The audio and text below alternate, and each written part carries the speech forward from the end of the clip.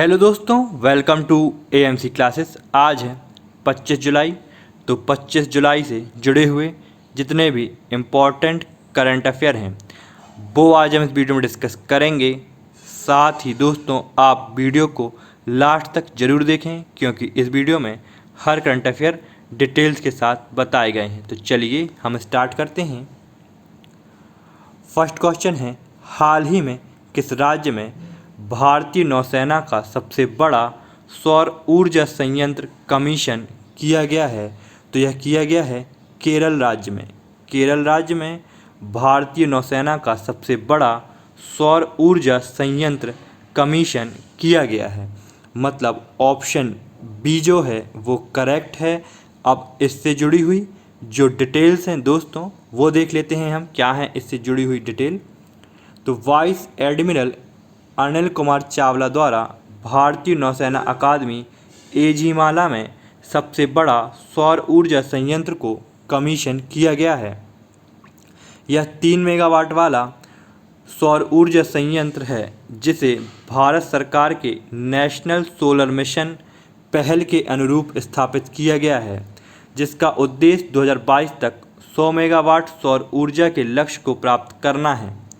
भारतीय नौसेना अकादमी एझिमाला में स्थापित 3 मेगावाट का सौर ऊर्जा संयंत्र भारतीय नौसेना का सबसे बड़ा सौर संयंत्र है जिसका अनुमानित जीवन काल 25 वर्ष है। अब और भी कुछ डिटेल हैं इससे जुड़ी हुई तो वो देख लेते हैं हम, क्या है। भारतीय नौसेना अकादमी एझिमाला एशिया की सबसे बड़ी नौसेना अकादमी है। भारतीय नौसेना का एक अत्याधुनिक प्रशिक्षण केंद्र है जिसे NAVAC भी कहा जाता है। यह दक्षिण भारत के केरल राज्य के कन्नूर जिले में स्थित है। एझिमाला नाम 7 पहाड़ियों से प्रेरित है। मलयालम भाषा में एझू का मतलब 7 और माला का मतलब पहाड़ी होता है। यह इलाका एलिमलाई के नाम से भी जाना जाता है जिसका मतलब रैट हिल या चूहा पहाड़ी है। मलयालम में एली का मतलब चूहा होता है। नेक्स्ट, कोविड-19 रोगियों को ट्रैक करने के लिए स्मार्ट रिस्टबैंड किस भारतीय आयुर्विज्ञान संस्थान ने लॉन्च किया है? तो कोविड-19 रोगियों को ट्रैक करने के लिए स्मार्ट रिस्टबैंड जो लॉन्च किया गया है वो एम्स नागपुर द्वारा लॉन्च किया गया है। मतलब ऑप्शन ए जो है वो करेक्ट है। अब इससे जुड़ी हुई जो डिटेल हैं वो देख लेते हैं हम कि क्या है स्मार्ट रिस्टबैंड, तो वो देखते हैं। नागपुर स्थित अखिल भारतीय आयुर्विज्ञान संस्थान एम्स ने कोविड-19 संक्रमित और संदिग्ध रोगियों की प्रभावी ट्रैकिंग और निगरानी के लिए एक स्मार्ट रिस्टबैंड को डिजाइन एवं विकसित किया है। यह नया रिस्टबैंड उपकरण IIT जोधपुर और IIT नागपुर द्वारा मिलकर डिजाइन किया गया है, जो कोरोना वायरस रोगियों की ट्रैकिंग और निगरानी के लिए उपयोग किए जाने वाले मौजूदा ऑनलाइन ऐप की समस्या को दूर करेगा। अब स्मार्ट रिस्टबैंड के बारे में जानते हैं कि क्या है इसमें स्पेशल, तो वो देख लेते हैं। यह डिवाइस एक ऐसी तकनीक पर काम करेगा जो GPS सिस्टम से ज़्यादा प्रभावी है। अब और भी कुछ है स्मार्ट रिस्टबैंड से जुड़ा हुआ, तो वो देख लेते हैं क्या है। कलाई पर बांधने वाले बैंड के माध्यम से एकत्र किए गए डेटा को इकट्ठा किया जाएगा और जिसे स्वास्थ्य कर्मियों द्वारा निगरानी की जा रहे क्लाउड पर संग्रहित किया जाएगा। अब मोबाइल एप्लीकेशन के माध्यम से संक्रमित व्यक्ति की दिनचर्या को ट्रैकिंग करना सीमित है। वर्तमान में लक्षणों को परखने के लिए ऐसा कोई तंत्र नहीं है जो उपयोगकर्ता का स्वयं मूल्यांकन करे। यह है वो पिक्चर रिस्टबैंड की। नेक्स्ट, किस भारतीय सार्वजनिक क्षेत्र के बैंक ने इंस्टा क्लिक बचत खाता लॉन्च किया है? तो इंस्टा क्लिक बचत खाता लॉन्च किया गया है बैंक ऑफ बड़ौदा द्वारा। बैंक ऑफ बड़ौदा द्वारा इंस्टा क्लिक बचत खाता लॉन्च किया गया है। मतलब ऑप्शन डी जो है वो करेक्ट है।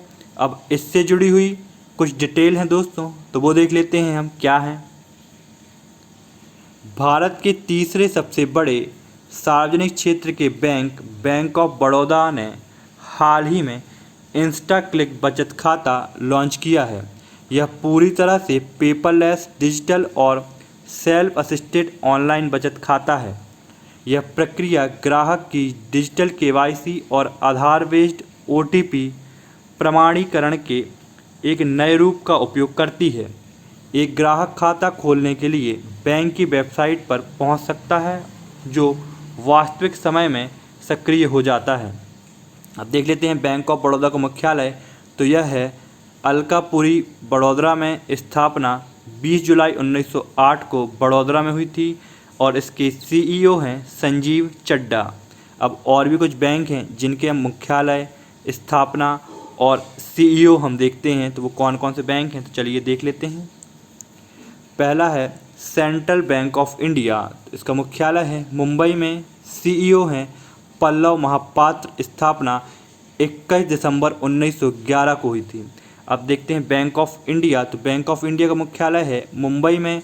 स्थापना 7 सितंबर 1906 को मुंबई में हुई थी।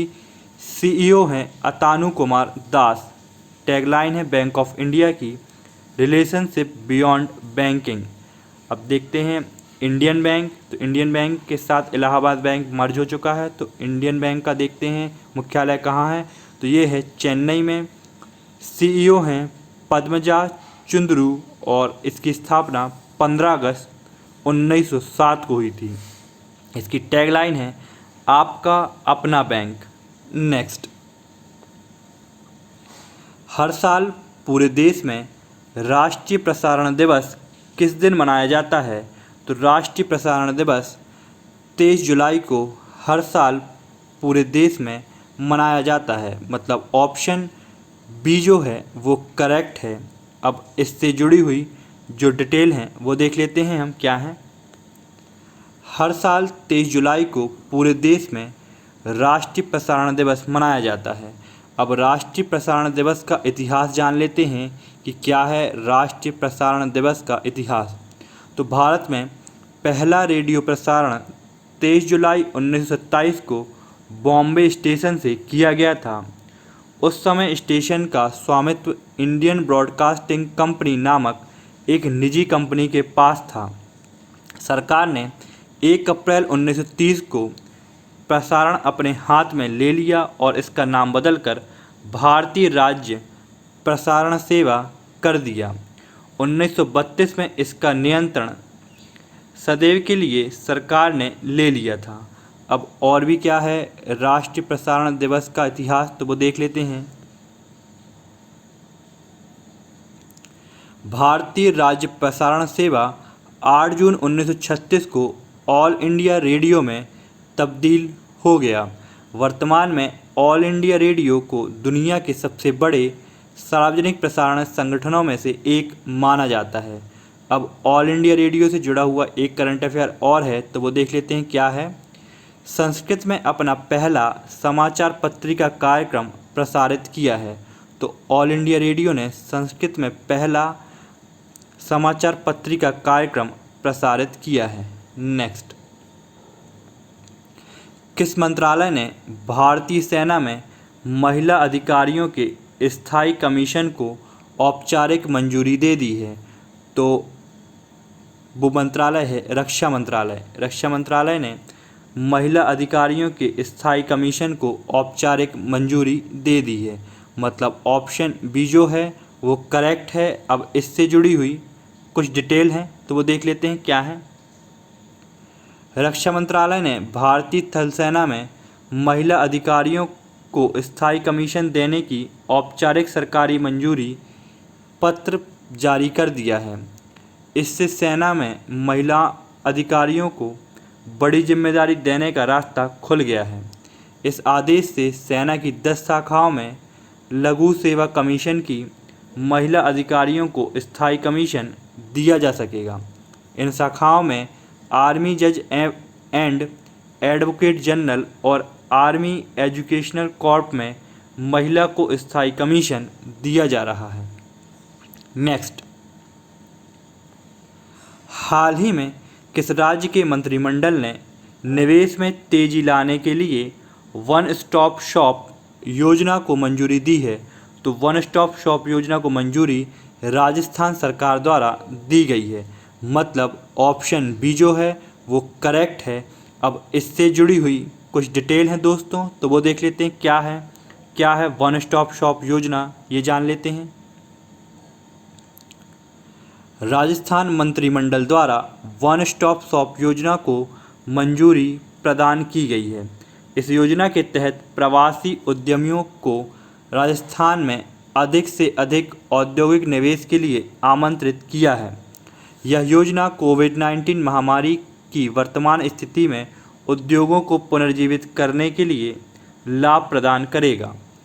10 करोड़ रुपए से अधिक का निवेश करने की चाह रखने वाले अब राज्य उद्योग विभाग के निवेश संवर्धन ब्यूरो के अधीन स्थापित वन स्टॉप शॉप में एक छत के नीचे 98 प्रकार की मंजूरी प्राप्त कर सकेंगे। अब और भी कुछ करंट अफेयर राजस्थान से जुड़े हुए हैं, तो वो देख लेते हैं कौन कौन से करंट अफेयर राजस्थान से जुड़े हुए हैं। तो जयपुर में जल्द ही दुनिया के सबसे बड़े क्रिकेट स्टेडियमों में से एक स्टेडियम बनेगा जिसमें 75,000 दर्शक बैठ सकेंगे। तो दुनिया के सबसे बड़े क्रिकेट स्टेडियमों में से एक स्टेडियम जयपुर में बनेगा जिसमें 75,000 दर्शक बैठ सकेंगे। अब नेक्स्ट करंट अफेयर क्या है, तो राजस्थान में बिकने वाले दूध व दूध से बने उत्पादों की शुद्धता सुनिश्चित करने के लिए राज्य सरकार का 7 दिवसीय अभियान प्योर फॉर श्योर शुरू किया गया है। अब राजधानी क्या है राजस्थान की, तो वो है जयपुर। राज्यपाल हैं कलराज मिश्र, मुख्यमंत्री हैं अशोक गहलोत। ये है राजस्थान, ये वाला। नेक्स्ट, हाल ही में किस बॉलीवुड अभिनेता ने प्रवासी रोजगार ऐप लॉन्च किया है, तो प्रवासी रोजगार ऐप सोनू सूद द्वारा लॉन्च किया गया है। मतलब ऑप्शन डी जो है वो करेक्ट है। अब इससे जुड़ी हुई कुछ डिटेल हैं, तो वो देख लेते हैं हम क्या है प्रवासी रोजगार ऐप, ये जान लेते हैं। बॉलीवुड अभिनेता सोनू सूद ने प्रवासियों को पूरे देश में नौकरी के अवसर तलाशने में सहायता कराने के लिए प्रवासी रोजगार ऐप लॉन्च किया है। देश के विभिन्न हिस्सों में प्रवासी श्रमिकों के लिए रोजगार के सही अवसर तलाशने के लिए गांव में सामुदायिक आउटरीच द्वारा इस पहल का सहयोग किया जाएगा। अब देख लेते हैं प्रवासी रोजगार ऐप के बारे में क्या है इसमें स्पेशल प्रवासी रोजगार ऐप में। तो ऐप में 500 से अधिक निर्माण, परिधान, स्वास्थ्य सेवा, इंजीनियरिंग, बीपीओ, सुरक्षा, ऑटोमोबाइल, ई कॉमर्स और लॉजिस्टिक्स सेक्टर्स की प्रतिष्ठित कंपनियों में नौकरी के अवसर उपलब्ध होंगे। अब और भी कुछ डिटेल हैं प्रवासी रोजगार ऐप से जुड़ी हुई, तो वो देख लेते हैं हम। इसके अलावा प्लेटफॉर्म रोजगार के लिए विशिष्ट प्रशिक्षण कार्यक्रम जैसे अंग्रेजी बोलना सीखना आदि भी चलाया जाएगा। साथ ही इसके लिए 24 घंटे की हेल्पलाइन के साथ साथ सहायता केंद्र 7 शहरों में स्थापित किए गए हैं। यह है सोनू सूद जी की पिक्चर। नेक्स्ट, हाल ही में प्रधानमंत्री मोदी ने किस राज्य के लिए एक जलापूर्ति परियोजना की आधारशिला रखी है, तो जलापूर्ति परियोजना की आधारशिला मणिपुर राज्य में प्रधानमंत्री नरेंद्र मोदी द्वारा रखी गई है। मतलब ऑप्शन डी जो है वो करेक्ट है। अब इससे जुड़ी हुई जो डिटेल हैं वो देख लेते हैं क्या है। प्रधानमंत्री नरेंद्र मोदी ने वीडियो कॉन्फ्रेंसिंग के माध्यम से मणिपुर के लिए एक जलापूर्ति परियोजना की आधारशिला रखी है। इस परियोजना को न केवल वर्तमान बल्कि आगामी 20-22 वर्षों की ज़रूरतों को ध्यान में रखते हुए बनाया गया है। इस परियोजना से न केवल लाखों लोगों को स्वच्छ पेयजल उपलब्ध होगा बल्कि हजारों लोगों को रोजगार भी मिलेगा। केंद्र सरकार ने वर्ष 2019 में जल जीवन मिशन की घोषणा की थी। इस मिशन का उद्देश्य वर्ष 2024 तक सभी ग्रामीण घरों में पाइप जलापूर्ति हर घर जल सुनिश्चित करना है। जल जीवन मिशन की प्राथमिकता देश भर के सभी भागों में सुरक्षित पेयजल उपलब्ध कराना है। नेक्स्ट, किस बैंक ने ग्रामीण युवाओं को प्रशिक्षित करने के लिए एनएसडीसी के साथ साझेदारी की है? तो वो बैंक है Airtel payment bank. Airtel payment bank ने ग्रामीण युवाओं को प्रशिक्षित करने के लिए एनएसडीसी के साथ साझेदारी की है। मतलब ऑप्शन ए जो है वो करेक्ट है। अब इससे जुड़ी हुई जो डिटेल हैं वो देख लेते हैं हम क्या हैं। एयरटेल पेमेंट बैंक लिमिटेड और national skill development corporation NSDC ने ग्रामीण क्षेत्रों के युवाओं को वित्तीय सेवाओं पर प्रशिक्षित करने एवं उन्हें इस क्षेत्र में रोजगार तलाशने और उद्यमी बनाने में मदद करने के लिए सहयोग किया है। इस साझेदारी का उद्देश्य ग्रामीण युवाओं के अनुसार कौशल विकास कार्यक्रमों को डिज़ाइन और संचालित करना है और उन्हें ऑनलाइन बैंकिंग और डिजिटल वित्तीय सेवाओं को बढ़ावा देने के लिए साधनों को अपनाने के लिए प्रोत्साहित करना है। अब और क्या है इससे जुड़ा हुआ तो वो देख लेते हैं। तो एयरटेल पेमेंट्स बैंक के प्रबंध निदेशक और मुख्य कार्यकारी अधिकारी हैं अनुव्रत विश्वास और राष्ट्रीय कौशल विकास निगम के एमडी और सीईओ हैं मनीष कुमार। नेक्स्ट,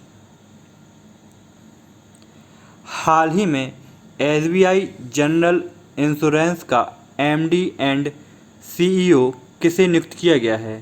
तो यह नियुक्त किया गया है पीसी कंडपाल को। पीसी कंडपाल को एसबीआई जनरल इंश्योरेंस का एमडी और सीईओ नियुक्त किया गया है। मतलब ऑप्शन बी जो है वो करेक्ट है। अब इससे जुड़ी हुई जो डिटेल है वो देख लेते हैं हम क्या हैं।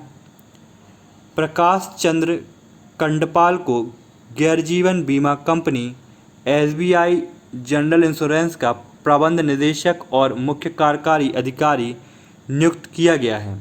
वह जून 2019 से एसबीआई जनरल इंश्योरेंस के डिप्टी सीईओ के रूप में सेवारत हैं।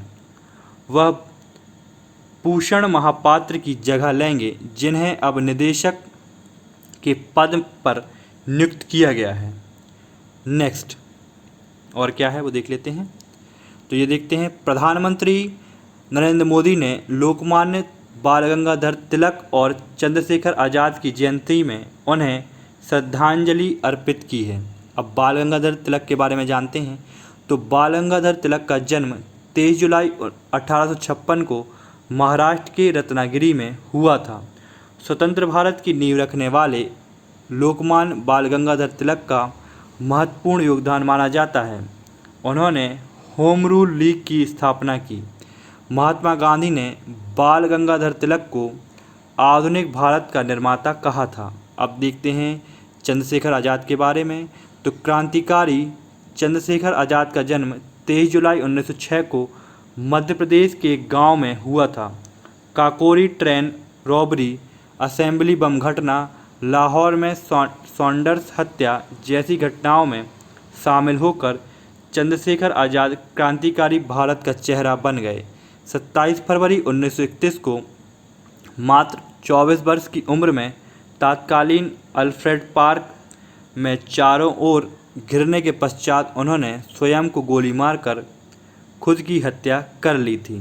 तो याद रखिएगा कि चंद्रशेखर आज़ाद का जो जन्म है वो 23 जुलाई 1906 को मध्य प्रदेश में हुआ था और 27 फरवरी 1931 को मात्र 24 वर्ष की उम्र में इनने क्या किया था, अपने आप की हत्या कर ली थी। पार्क में ये घिर गए थे चारों तरफ से। और बाल गंगाधर तिलक का जन्म हुआ था 23 जुलाई 1856 को महाराष्ट्र के रत्नागिरी में। दोस्तों, इस वीडियो की पीडीएफ प्राप्त करने के लिए डिस्क्रिप्शन पर दी हुई लिंक पर क्लिक करें।